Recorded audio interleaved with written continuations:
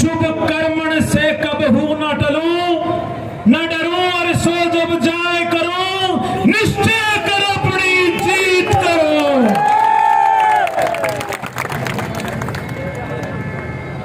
इस 31 साल के नौजवान को कांग्रेस आला कमान ने करनाल लोकसभा से कांग्रेस का प्रत्याशी बनाया है। मैं कांग्रेस आला कमान का, हमारे राष्ट्रीय अध्यक्ष श्री मल्लिकार्जुन खड़गे जी का, यूपीए की चेयरपर्सन मैडम सोनिया गांधी जी का, कांग्रेस के पूर्व राष्ट्रीय अध्यक्ष श्री राहुल गांधी जी का और हरियाणा के बब्बर शेर नेता चौधरी भूपेंद्र सिंह हुड्डा जी का, हमारे प्रदेश अध्यक्ष चौधरी उदयभान जी का और मेरे जैसे साधारण से परिवार के नौजवानों को हमेशा आगे बढ़ाने का जो व्यक्ति काम करता है, मेरे हर दिल अजीज नेता चौधरी भूपेंद्र सिंह हुड्डा जी का, दीपक बाबरिया जी का और समस्त कांग्रेस की लीडरशिप का मैं धन्यवाद करता हूं कि मेरे जैसे परिवार से जो नौजवान आता है, शायद सपने में भी ये बात नहीं सोचता कि इतनी छोटी सी उम्र में कांग्रेस पार्टी ने जिस प्रकार से मेरे पर विश्वास जताकर मेरे को करनाल के अंदर आपकी सेवा करने का जो मौका दिया है, ये बात मैं इसलिए कह रहा हूं क्योंकि मैं बताना चाहूंगा, मेरे घर में आज तक किसी ने एमसी का भी चुनाव नहीं लड़ रखा। मेरे घर से आज तक कोई पार्षद तक नहीं बना, कोई सरपंच तक नहीं बना, लेकिन पिछले 12 सालों से हरियाणा के नौजवानों की आवाज को इस मनोहर लाल खट्टर सरकार के सामने बुलंदी से उठाता आया, तो पार्टी ने यह निर्णय लिया कि एक क्लर्क के बच्चे को, एक क्लर्क के लड़के को, एक अध्यापिका के लड़के को कांग्रेस पार्टी ने इतनी बड़ी जिम्मेवारी दी है। मैं सारी उम्र का कांग्रेस पार्टी का कर्जदार हूं। मैं सारी उम्र का कांग्रेस के प्रत्येक उस कार्यकर्ता का कर्जदार हूं जिन्होंने मेरे पे विश्वास जताकर आज ये मुझे जिम्मेवारी दी है। मीडिया के साथी, जब मैं यहां से आ रहा था तो हर साथी मेरे से बात करना चाह रहा है। आपके मन में कई सवाल हैं और मेरे मन में भी तूफान जैसे जवाब हैं। मेरे से कई पत्रकारों के फोन आए, सबने पूछा कि जी आपके सामने हरियाणा के पूर्व मुख्यमंत्री मनोहर लाल खट्टर जी चुनाव लड़ रहे हैं, आपको क्या लगता है कि जो व्यक्ति 9.5 साल प्रदेश का मुख्यमंत्री रहा, क्या आप उन्हें टक्कर दे पाएंगे? तो मैंने कहा कि ये जो आज टिकट मिली है, ये मेरी कोई पहली टक्कर नहीं है खट्टर साहब के साथ। पिछले 7.5 साल से मनोहर लाल खट्टर से 2-2 हाथ करता आया हूं। पंचकुला के कॉलेज के अंदर से जब बेरोजगारी को लेकर खट्टर साहब से सवाल पूछा तो 3 दिन जेल का रास्ता दिखाया। 4 राजनीतिक मुकदमे दर्ज हैं, लेकिन चट्टानों जैसे हौसले हैं। एक बात बताना चाहूंगा, ऊपर वाले की कृपा अपार है, ऊपर वाले का आशीर्वाद सदा मेरे सिर पर रहता है। मेरी माता जी इस दुनिया में नहीं है, उनका आशीर्वाद सदा मेरे सिर पर रहता है। 3 बार अपनी इस उम्र में, 31 साल की उम्र में 3 चुनाव लड़े हैं और ईश्वर ने हमेशा मेरी बाजू पकड़ी है। आज ये मेरा 4था चुनाव है और क्योंकि मैं समालखा से अब यहां आ रहा हूं, लोगों में जो इस सरकार के प्रति गुस्सा है, लोगों में जो इस सरकार के प्रति विरोध है, वो आज जब इनके पास सीआईडी की रिपोर्ट जाएगी तो खट्टर साहब की पिंडी कांपेंगी, पिंडी।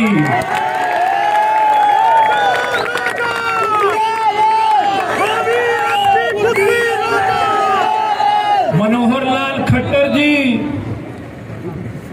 मैं तो ये बात कहता हूं कि 9.5 साल आप मुख्यमंत्री रहे और अभी भाजपा के केंद्रीय नेतृत्व ने रातों रात इनको मुख्यमंत्री की कुर्सी से उतार दिया। मैं तो ये कहता हूं कि एक फिल्म आई थी और सेटमैक्स पे अभी भी आती है, जिसमें अनिल कपूर एक दिन का मुख्यमंत्री बनता है। एक दिन का मुख्यमंत्री, उस फिल्म में देखो कितनी ताकत होती है मुख्यमंत्री के पास। और ये तो 9.5 साल रह गया। 9.5 साल में जो हरियाणा की जनता को खुश नहीं कर पाया तो अब ये भला क्या कर लेगा। और इस बात के ऊपर भारतीय जनता पार्टी के केंद्रीय नेतृत्व ने मोहर लगा दी। रातों रात बेइज्जत करके भाजपा के केंद्रीय नेतृत्व ने मनोहर लाल खट्टर जी को सीएम की कुर्सी से उतार दिया। एक सवाल मैं करनाल की जनता से पूछना चाहूंगा। जिस व्यक्ति के माथे पर भारतीय जनता पार्टी ने ही रिजेक्टेड की मोहर लगा दी हो, वो भला अब सांसद बन के हमारे बीच में क्या करेगा। मुझे नहीं लगता कि रिजेक्टेड आदमी को करनाल की जनता एक्सेप्ट करेगी। जिस व्यक्ति को बीजेपी ने रिजेक्ट कर दिया, करनाल की जनता उस पर विश्वास नहीं कर पाएगी। जब राजा बनकर नहीं कर पाए प्रदेश का विकास, अब राज दरबारी बनाकर क्या ही रखे तुमसे आस। अब राज दरबारी बनाकर क्या ही रखे तुमसे आस। 2 दिन पहले मेरी टिकट डिक्लेयर हुई। रात को 11:30 बजे कांग्रेस पार्टी ने लिस्ट जारी करी और जो खट्टर साहब ये कह रहे थे ना कि कांग्रेस के प्रत्याशी मैदान में नहीं आए, मजा नहीं आ रहा। जो ये कह रहे थे कि कांग्रेस के प्रत्याशी मैदान में नहीं आए, मजा नहीं आ रहा। कांग्रेस के प्रत्याशी का खौफ देखो, आप लोगों की ताकत का खौफ देखो। मैं तो करनाल में आज आया हूं, मेरे आने से पहले ही मेरे पे गलत मुकदमे दर्ज कर दिए गए। जगह जगह विपक्ष के लोगों को, विपक्ष की आवाज को दबाने का ये लोग काम कर रहे हैं।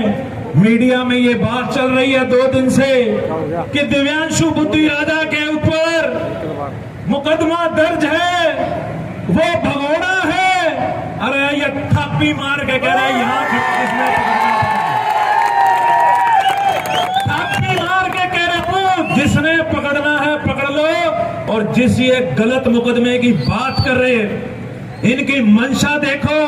हरियाणा के बेरोजगारों की आवाज उठाई, मेरे पे 1 नहीं 5 राजनीतिक मुकदमे दर्ज है और 5 के 5 मुकदमे मनोहर लाल खट्टर जी ने दर्ज कराए हुए।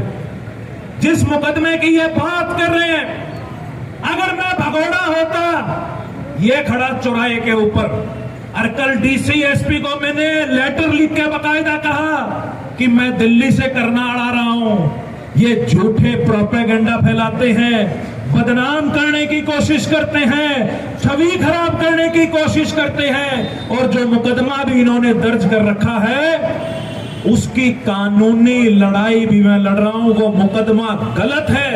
जिस एफआईआर का ये जिक्र कर रहे हैं, यहां कई वकील साथी भी खड़े होंगे।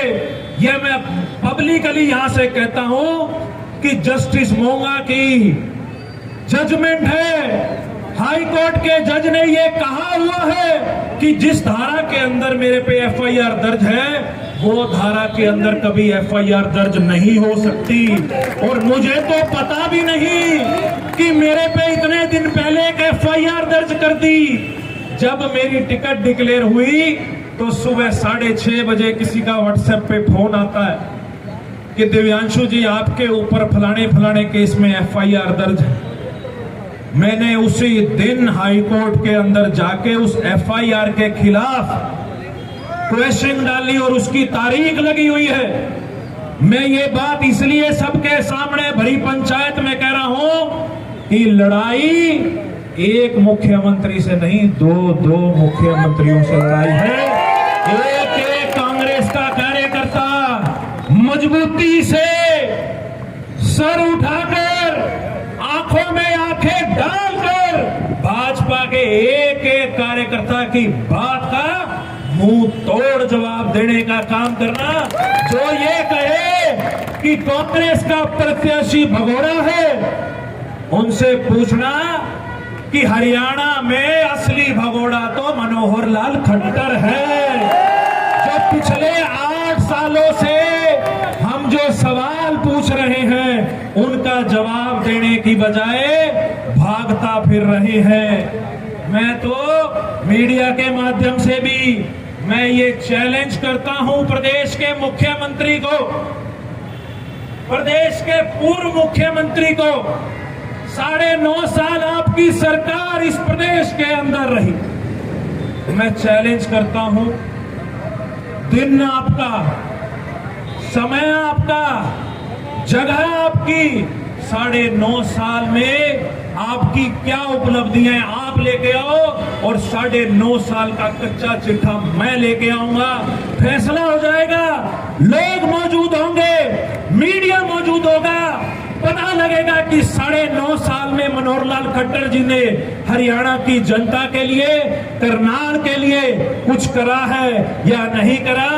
मैं तो आपके आशीर्वाद से और ये युवा शक्ति के जोश से, मैं तो, मेरे मंसूबे जो हैं वो चट्टानों जैसे मंसूबे हैं। ना चुनाव तक रात को 2 घंटे सोऊंगा, पूरी कोशिश करूंगा हर गांव में पहुंचूं, हर मोहल्ले में पहुंचूं, हर कस्बे में पहुंचूं। लेकिन आपका छोटा भाई, आपका बच्चा हूं, और घर में जो छोटा होता है वो सबसे लाडला होता है। और मेरा स्नेह आपके साथ है। उम्र छोटी है लेकिन हौसले बहुत बड़े हैं। आप लोगों के आशीर्वाद के साथ इस जंग का आज मैं यहां से शंखनाद करता हूं, शंखनाद करता हूं। मनोहर लाल जी, अब रण होगा, अब रण होगा, अब रण होगा। संघर्ष बड़ा भीषण होगा। खट्टर साहब, जो ये हरियाणा के बाकी आप लोकसभाओं में घूम रहे हैं ना, देख लेना, शाम को सीआईडी की रिपोर्ट जाएगी। भी चाचा जी, छोटे बाकी और संभालो करना। मैं आपको विश्वास दिलाता हूं, जो पार्टी ने और आपने मुझ पर ये विश्वास, जो ये आपने जताया है, जो आपने ये जिम्मेवारी मुझे दी है, पूरी भरपूर कोशिश करूंगा कि चुनाव के दौरान आपके बीच में रहूं और प्रत्येक कार्यकर्ता का पेटा भरने का काम करूं, प्रत्येक कार्यकर्ता के मुताबिक प्रोग्राम बनवाने का काम करूं। एक बार